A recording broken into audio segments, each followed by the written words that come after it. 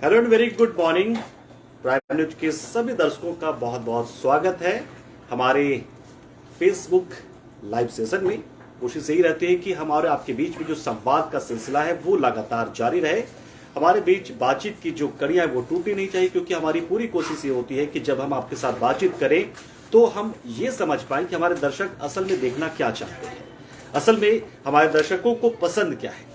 तो ये तमाम चीजें हम लगातार कोशिश करते हैं। देखिए, अब रेगुलर बुलेटिन आप जब होते हैं तो आप अपनी बात तो हम तक पहुंचा नहीं पाते। उस वक्त तो जो हमारे एंकर्स आते हैं, स्टूडियो में बैठते हैं या हमारे रिपोर्टर्स होते हैं, वो आप तक तमाम बातें कहते हैं। लेकिन जब इसलिए हमारी कोशिश होती है कि हम इन माध्यमों का इस्तेमाल करें, यानी कि सोशल मीडिया का, जिसमें सीधे सीधे आपके और हमारे बीच में यानी कि टू वे कम्युनिकेशन हो सके। तो इसी मकसद के साथ हमारे सोशल मीडिया प्लेटफॉर्म के जरिए हम आपसे जुड़ते हैं। आज बहुत सारी खबरें जो है वो हमारे आसपास हैं, जिनमें बहुत सारे अपडेट आने वाले हैं। तो उन खबरों के बारे में आपको सबसे पहले बता देता हूँ। एक गुजारिश ये भी आपसे कि जब इस बातचीत को हम कर रहे हो तो आप अपने टाइमलाइन पर इसे जरूर शेयर कीजिएगा, क्योंकि ऐसे बहुत सारे लोग होंगे जिन्हें इस वक्त मौका नहीं मिलेगा कि वो इस मॉर्निंग अपडेट्स को जान पाए। तो ऐसे में वो थोड़ी देर बाद भी अगर देख पाए तो वो आपके लिए भी अच्छा होगा, हमारे लिए भी अच्छा होगा, क्योंकि हम तो आप ही के लिए सारी मेहनत करते हैं, पूरी कोशिश करते हैं। क्या तो चलिए हम आपको जानकारी देते हैं। आज नवरात्र का दूसरा दिन है और ब्रह्मचारिणी की पूजा हो रही है। लिहाजा ऐसे में देश के तमाम शक्ति पीठों में या फिर देवी मंदिरों में पूजा का आयोजन किया गया है। हालांकि शारदीय नवरात्र की तुलना में इस नवरात्र बहुत ज्यादा धूमधाम देखने को नहीं मिलती है, लेकिन एक बात जरूर खास होती है कि जब चैत्र नवरात्र पर आप पूजा करते हैं तो ये पूरी तरीके से उपासना होती है, आराधना होती है, साधना होती है।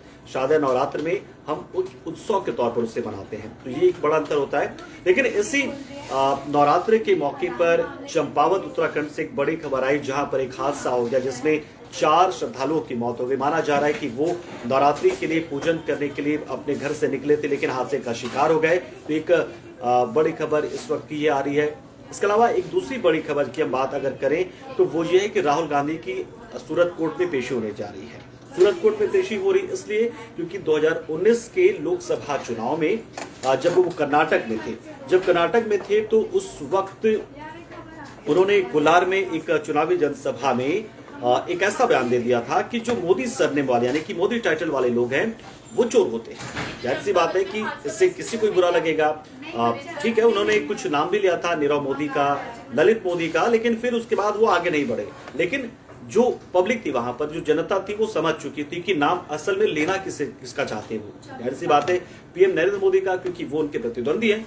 लेकिन इसके बाद हुआ ये कि नरेंद्र मोदी ने इस बयान को बहुत ज्यादा तवज्जो नहीं दी, लेकिन सूरत वेस्ट के विधायक पुणेश मोदी ने इस मामले को लेकर मानहानि का मुकदमा कर दिया।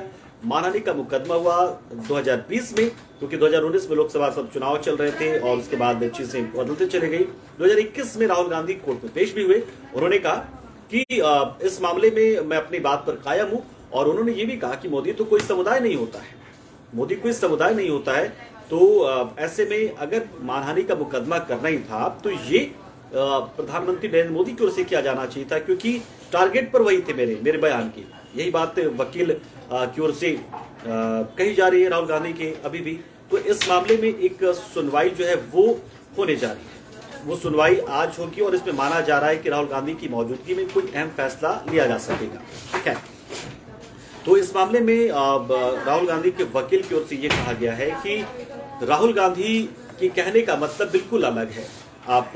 लेकिन दूसरी ओर पुणेश मोदी ने साफ कहा है कि अगर राहुल गांधी के वकील राहुल गांधी ये बात कहते हैं कि उनका लक्ष्य या उनके टारगेट पर तो पीएम मोदी थे, तो फिर हम आपको वो क्लिप देते हैं, हम आपको भाषण का वह वीडियो देते हैं जिसमें वो साफ तौर पर कह रहे हैं कि मोदी सरनेम वाले यानी कि मोदी टाइटल वाले। तो ऐसे में कोई भी मोदी हो वो उन पर केस कर सकता है। इसमें सिर्फ पीएम नरेंद्र मोदी ही उन पर केस करे, ये कहां लिखा हुआ है। खैर, इस मामले पर सुनवाई पूरी हो चुकी थी पिछले शुक्रवार को, और इसी कड़ी में आज राहुल गांधी की पेशी है। 11 बजे सुनवाई होगी इसमें। उसके बाद देखते हैं कि उसमें फैसला क्या आता है। लेकिन ये बात सच है कि यहाँ पर कहीं ना कहीं राहुल गांधी को इस तरीके से कांग्रेस सपोर्ट कर रही है, मानो कि बहुत बड़ा कोई फतह या बहुत बड़ा किला वो जीतने के लिए पहुंच रहे हैं गुजरात। क्योंकि गुजरात इलेक्शन के बाद और भारत जोड़ो यात्रा के बाद से पहला मौका है जब गुजरात पहुंच रहे हैं। ऐसे में गुजरात कांग्रेस में खासा उत्साह है और जो वहाँ के कांग्रेस के प्रदेश अध्यक्ष हैं या फिर विधायक दल की नेता है कांग्रेस विधायक दल के,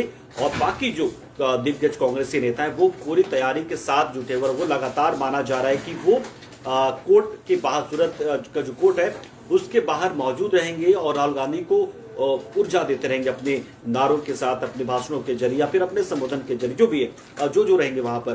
खैर, हालांकि और इसी के मद्देनजर वहां पर कोर्ट और कोर्ट के आसपास तमाम जगहों पर सुरक्षा व्यवस्था कड़ी कर दी गई है, क्योंकि गुजरात बहुत संख्या में जो कांग्रेस के कार्यकर्ता हैं जो दूसरे राज्यों के वो भी पहुंच रहे हैं।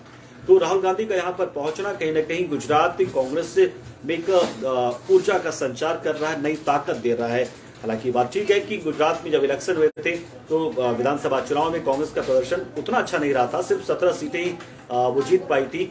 तो ऐसे में कहीं ना कहीं राहुल गांधी का सूरत कोर्ट में पेश होने के लिए आना कांग्रेस के लिए कहीं ना कहीं एक अच्छा मौका है। वहां पर जो कांग्रेस के कार्यकर्ता हैं, नेता हैं, वो इसी बहाने कम से कम एकजुट नजर आ रहे हैं, उन्हें पूरी वो ताकत नजर आ रही है और इसे बिल्कुल ऐसा पेश किया जा रहा है मानो कि राहुल गांधी शहादत देने जा रहे हैं। माफ कीजिएगा, ये शब्द का इस्तेमाल मुझे नहीं करना चाहिए था, लेकिन नहीं झुकेगी कांग्रेस, कुछ इसी तरीके से जनता के बीच में कांग्रेस जा रही है जैसे कि कोई बहुत बड़ा क्राइम राहुल गांधी ने कर रखा हो और बहुत बड़ी सजा होने वाली हो, जबकि बहुत ही आम है। भारतीय राजनीति में बहुत ही आम है कि जब आप किसी के खिलाफ कोई बयान दे रहे होते हैं तो ऐसा होता है कि आप बहुत सारे शब्दों का इस्तेमाल कर लेते हैं। तो ये चीजें हैं। इसके अलावा अगर हम बात करेंगे, राहुल गांधी की बात हमने कर ली, तो एक खबर बहुत ही महत्वपूर्ण आ रही है कि जो आरिफ, जिसकी जानकारी हमने आपको दी थी, इटावा का जो आरिफ था, माफ कीजिएगा, अमेठी का जो आरिफ था, उसका जो सारा जिसे वन विभाग ने उससे वापस ले लिया था, जब्त कर लिया था, उसका तो नहीं था, वाइल्ड था वो, लेकिन पालतू बन गया था, वो एक बार फिर से वहां से गायब हो गया है। पक्षी केंद्र में वन विभाग के अधिकारियों ने आरिफ से लेकर उसे वहां पर रख दिया था, लेकिन पता चला है कि वहां से भी वो गायब हो गया है। तो अब पता नहीं कि वो किस हालत में है, कहाँ है, उसको ट्रेस नहीं किया जा पा रहा, उसका लोकेशन की जानकारी नहीं मिल पा रही है।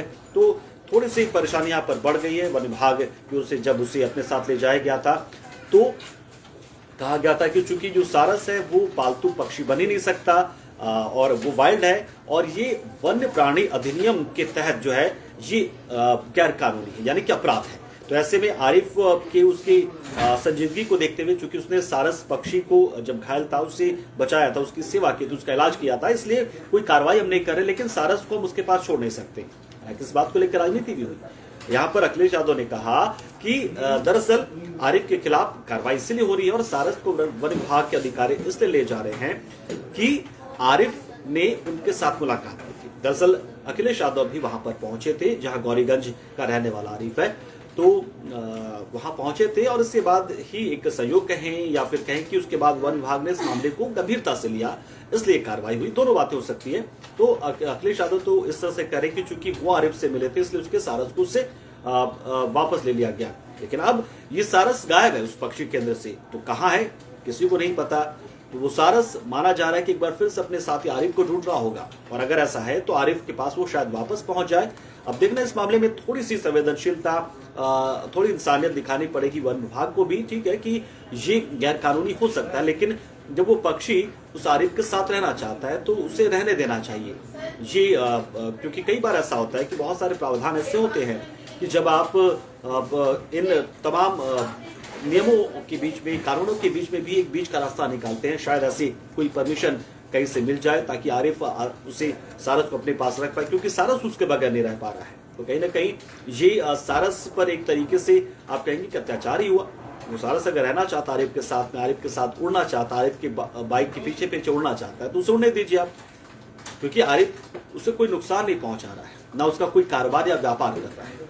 वन्य प्राणी अधिनियम के तहत ही तो तमाम चीजें होती है कि आप जानवरों का व्यापार नहीं कर सकते या फिर ऐसे प्राणी जो कि स्वभाव से जंगली होते हैं उसे अपने पास नहीं रख सकते। ये चीज है। इन सब के बीच में धामी सरकार की बात हम नहीं भूल सकते। धामी सरकार जो है उनके 1 साल पूरे होने जा रहे हैं। धामी सरकार के 1 साल पूरे होने जा रहे हैं, तो धामी सरकार इस मौके पर एक याचिका दाखिल करेगी, माफ कीजिएगा, एक पुस्तिका का विमोचन करने जा रही है। विकास पुस्तिका इसका नाम कहा गया है।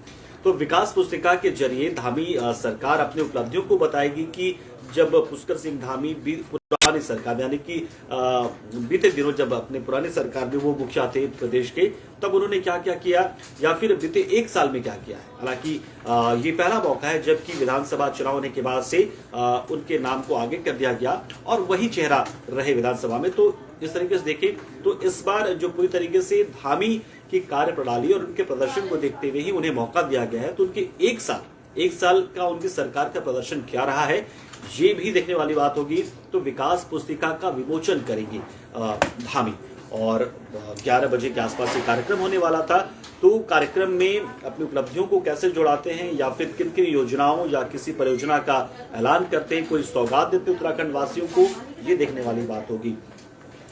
तो इसके साथ साथ एक योगी आदित्यनाथ से जुड़ी खबर भी आपको देते हैं। एक अपडेट ये है कि आज लोक भवन में एक बहुत ही खास कार्यक्रम होने जा रहा है जिसमें 496 अभ्यर्थियों को नियुक्ति पत्र वितरित करेंगे सीएम योगी।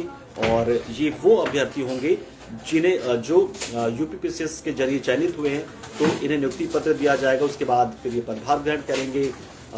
तो ऐसे कहीं ना कहीं सरकारी जो विभाग है जहां पर अगर नियुक्तियों होनी थी या फिर कहीं ना कहीं बहुत सारे पद खाली थे, तो ये 496 जो अभ्यर्थी हैं, जो जिन अभ्यर्थी ना कहकर आप उन्हें सीधे कहें कि अधिकारी हैं, अब उन्हें वहां पर पदभार मिलेगा। जाहिर सी बात है जो अधिकारियों की कर्मचारियों की कमी की बात आती है उसमें कहीं ना कहीं ये थोड़ी सी भरपाई हो जाएगी और कहीं ना कहीं योगी सरकार अपने उस दावे की ओर भी आगे बढ़ेगी जिसमें वो कहती कि वो रोजगार के बहुत सारे अवसर जो है वो सृजित करेगी। और इस तरीके से तमाम चीजें चलती जा रही हैं। तो अपडेट्स हमारे साथ तो हम आपको देते हैं लगातार, लेकिन एक कोशिश जो हम करते हैं आपसे, बार बार हम ये बात कहते हैं आपसे, अतीक अहमद की अगर हम बात करें, चलिए ये अपडेट भी बहुत जानना जरूरी है। अतीक अहमद जो इस वक्त सुर्खियों में है पिछले 1.5 महीने से, लेकिन अतीक अहमद तो ना कहें, अतीक अहमद की गैंग की ओर से जो उमेश पाल की हत्या की गई है वो सुर्खियों में है और इसमें एक बड़ी कार्रवाई हुई है। ये कार्रवाई लगभग ऐसी हुई है कि 8 पुलिस कर्मियों को तबादला किया गया, उनका ट्रांसफर किया गया। और वजह क्या थी? क्योंकि वो ऐसे पुलिसकर्मी बन गए थे मानो वो पर्सनल पुलिसकर्मी वाले हैं, वो पर्सनल पुलिस हों, ऐसा काम कर रहे थे। क्योंकि दरअसल जब एसटीएफ ने इस पूरे मामले की छानबीन शुरू की तो उस दौरान बहुत सारे चीजें ऐसे आई, जैसे कि जेल कर्मी जो जेल में मोबाइल उपलब्ध कराते थे अतीक को या फिर उसके भाई अशरफ को, चाहे वो साबरमती में ही अतीक क्यों ना था, वहां भी उसे सुविधा मिलती थी। अशरफ बरेली में था उसका भाई, वहां भी सुविधा मिलती थी। तो जेल कर्मियों पर कार्रवाई हुई सबसे पहले।